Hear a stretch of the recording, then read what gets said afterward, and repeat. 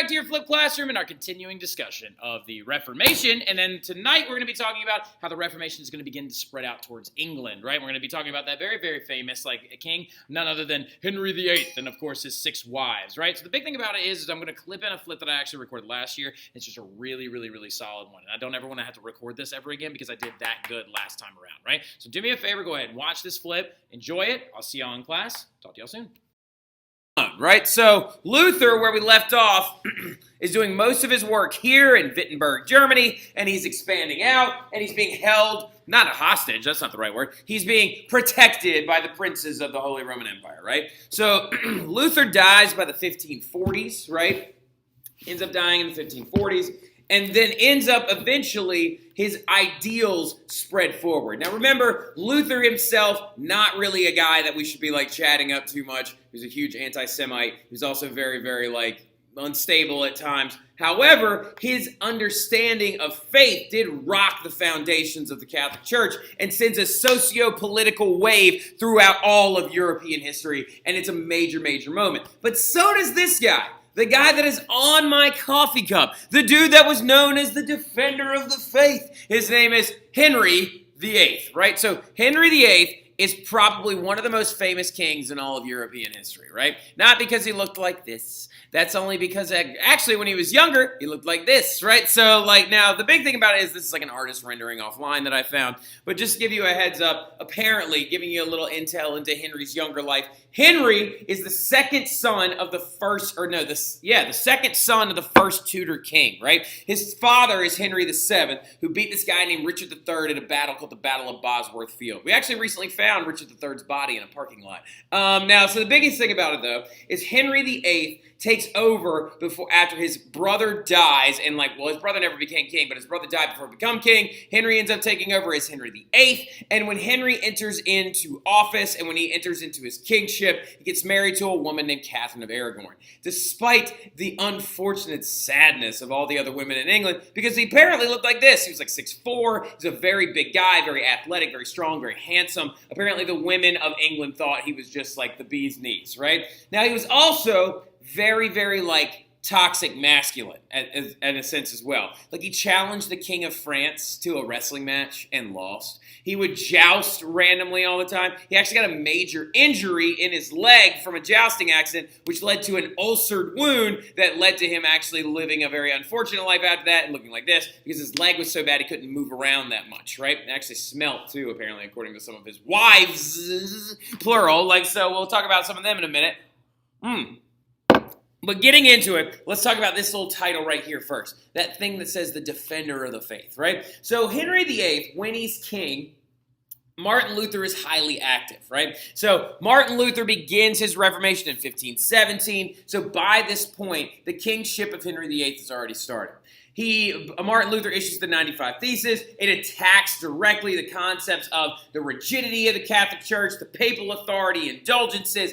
And in response to this, Henry VIII issues a book known as Defending the Seven Sacraments, right? And in that book, he actually says, we should actually hold up the Catholic faith. We should all remain Catholics. The Catholic sacraments are great. And the Pope at the time gives him a title known as the Defender of the Faith. So originally, it's important to keep in mind that Henry VIII was very pro-Catholic until some other stuff went down, right? So and that other stuff that went down was the fact that, yes, he is the first or the second Tudor king of England. Jot that down somewhere. He is a Tudor, Tudor, that is his last name.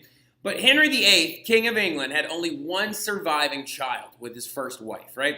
His wife's name is Catherine of Aragon, right? So Catherine of Aragon is going to be a very majorly important figure going forward because of who she's related to and also the fact that she produced their one surviving child, Mary, right? So their one surviving child was Mary, and it's unfortunate for a king in the sense because Mary is a woman, right? And of course, according to a bunch of old Salic laws that exist from the Middle Ages, women are not supposed to inherit the throne. Now, this is going to change in England, and we'll get to all that whole thing here in a minute. But Henry desires to have a male heir, right? So he approaches the Pope and says, hey, Clement VII, let's chat real quick. Can I have an annulment, please, right? He says, I don't think that God condones this marriage. He is not blessing us with a son. Catherine has had several miscarriages. I think that we should get an annulment. I want to marry somebody else. Let's get to it, big fella. Now, the thing about it is, some of y'all are like, oh, well, of course the Pope said no. Because just like Darius, Henry was very upset by that no. Clement VII did tell Henry no. He said, I will not divorce you and your wife. I will not annul this marriage. You must keep trying. I can't do this. I'm sorry. But the biggest thing about it is, it was highly common throughout English and European history for kings to have their marriages annulled if they weren't producing male heirs. Henry IV of France did it. Multiple other kings have done it, and it's never seemed to be an issue up until this point. It all has to do with Catherine and who she is, right? So Catherine of Aragon is the aunt of Charles V. Charles V is the Holy Roman Emperor, the same guy that held the Diet of Worms, that made Martin Luther an outlaw, that basically had Lutheranism erupt inside of his country. That guy, the most powerful man in the world at this point, that's Catherine's nephew, right? So he told the Pope, Charles told the Pope, hey, I saved you that one time. I literally basically have you as my hostage. You tell him no, because I don't want my family embarrassed and I don't want our power limited. Habsburgs forever. So the biggest thing is the Pope says no out of fear of Charles V. So Henry says, you want to play that game? Fine. All right, so if you want to listen to this little boy over in the Holy Roman Empire, fine. I'll just do this instead. So Henry reforms Parliament so that England is no longer controlled by the Pope, and he passes an act through Parliament to create a brand new church, right? And this new church is going to be started in 1534 officially, but it was really started in 1533. It's going to be started, and it's going to be created as the Anglican Church. A callback to the Angles that settled the land of England. Remember Angleland, land of the Angles, all that stuff. So the Anglican Church, aka the Church of England, right? And in this church, Henry's no one is in charge but me. We have no pope. We are now a new Protestant faith. We've now got our own church, and I get to decide what I want to do. So immediately after creating this church, he then goes off and marries this woman. And this woman is Anne Boleyn.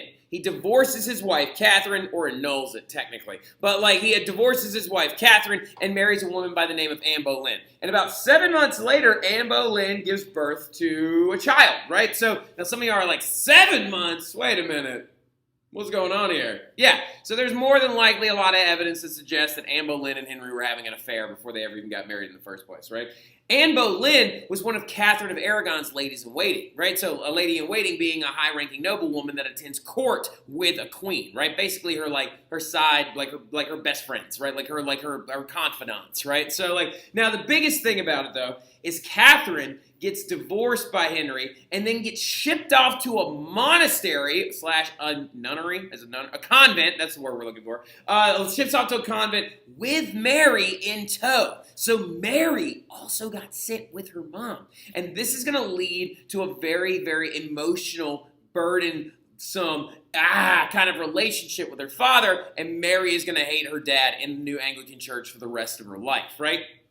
So Catherine of Aragon also does not get executed because Henry VIII is not about to try and start a war with Charles V, right? So when he does, a war breaks out between them later on anyway, but still, we're not getting into that right now. So the big thing about it, though, is Anne Boleyn gives birth to drum roll please, a girl, right? So gives birth to a girl, and that girl's name is Elizabeth, right? So Henry has now had 2 wives and 2 daughters, right? He still has the same issue. And it's because we believe, genetically speaking, that it was not his wife's fault, right? He thinks in his mind that it's his wife's fault for not producing heirs. But genetically speaking, it's his chromosomal makeup that is messing everything up. It is not the oven that's the problem, okay? Everything else is the problem, okay? So the big thing getting into it, going forward, is you also have to understand is as of 1534, once he married his wife, right around when Elizabeth gets born, he passes another act through Parliament. This parliamentary act is called the Act of Supremacy. This required, now this is really important, The fallout of this is very important. How this moves forward, the story forward is very important. The act of supremacy is an act that required the subjects of England to take an oath declaring that Henry is the supreme head of the church, that they will follow no pope before him.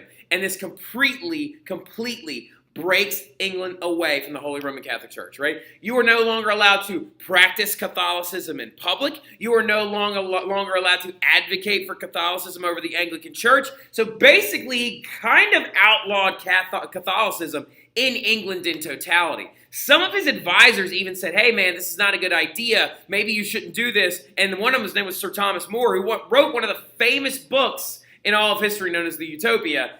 And Sir Thomas More ends up like losing his head and getting his head chopped off, right? And Anne Boleyn, later on, after this act of supremacy, though, Henry says, oh, no boy, guess what? We're not getting to be married anymore. So he tries to annul his marriage to Anne Boleyn. But then Anne refuses to allow it. She's like, we're still together. We are not getting a divorce, right? So what ends up happening, though, is he has her charged with incest because of rumors that are swirling around court, witchcraft, which is why there's a picture of her in the first Harry Potter movie, and then also adultery. And she ends up getting beheaded. And apparently at her execution, when the head came off her shoulders and fell onto the gallows, it rolled over and then went and apparently tried to talk and the mouth was still moving. And so it's a big whole thing, like Anne Boleyn's talking head was like a really, really big deal. But then he goes off and gets married to another woman, right? And so just really, really quickly, in total, he had 6 wives, right? And here's how they go. Say it with me really quick. Jot this down somewhere. Divorced, beheaded, died. Divorced, beheaded, survived, right? So say it with me again. Divorced, beheaded, died. Divorced, beheaded, survived. That's the order that the wives go in, right? And so he ends up getting married to this one that's going to die, and her name is Jane Seymour. Now, Jane Seymour is his 3rd wife. He and her conceive a child, and guess what? They finally have a boy, right? And what a weird-looking boy he is, right? That is Edward VI, right? So Edward, when he becomes king, he's going to be a very, very young man. He's going to be about 9 years old. And the biggest thing about him is, as you can tell by looking at him, he was a very sickly kid, right? When he was born, his father was so excited because he was like, my son, he's going to take over for me. The Tudors will reign supreme.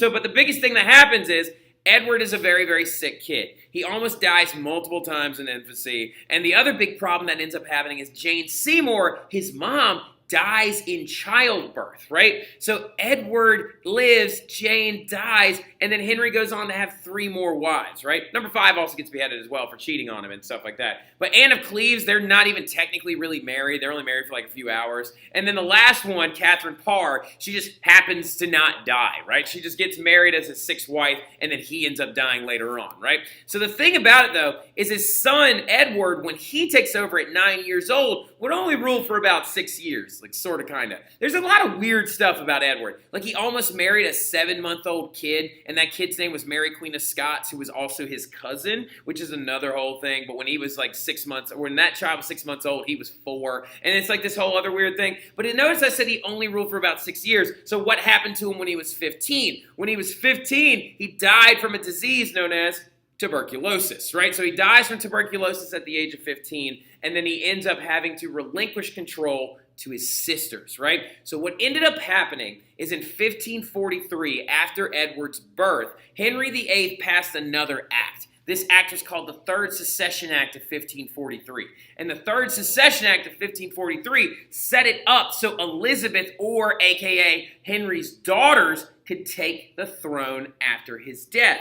Now, the thing about it, though, this was just to keep the Tudors going, but everybody kind of expected that maybe Mary would already be dead. But guess what? She wasn't. Edward tried to prevent Mary from being able to take over because everyone knows that Mary is a fierce Catholic, ferociously hates her father Henry and all this other stuff. And he tries to prevent his sister from getting the throne, but he fails miserably. He actually tried to give it to his other cousin, Lady Jane Grey, who